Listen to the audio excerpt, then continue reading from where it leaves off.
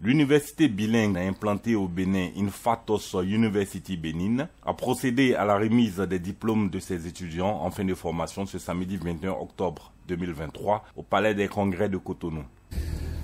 Effectivement, l'université Infatos et ses partenaires ont reconnu le travail que nous faisons au FAGAS et nous ont élevés au titre de professeurs titulaires de la chaire des finances internationales au titre de cette université.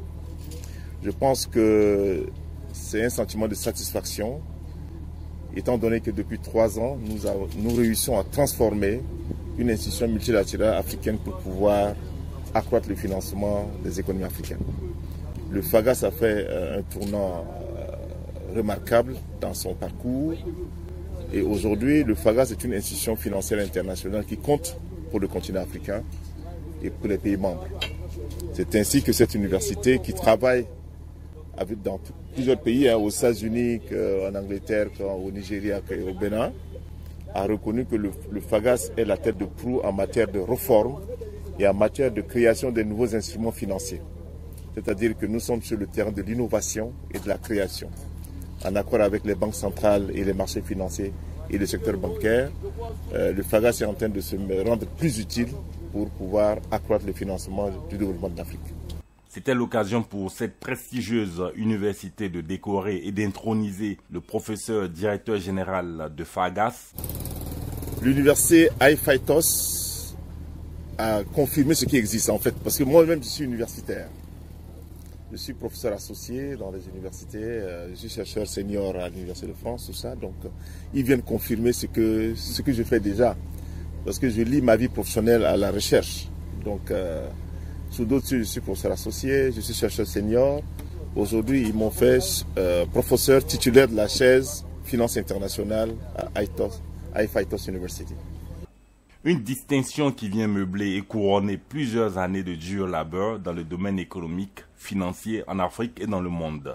Il m'a dit que je dois faire partie de leur corps professoral pour pouvoir partager mes expériences avec les autres, avec les étudiants et avec les autres professeurs.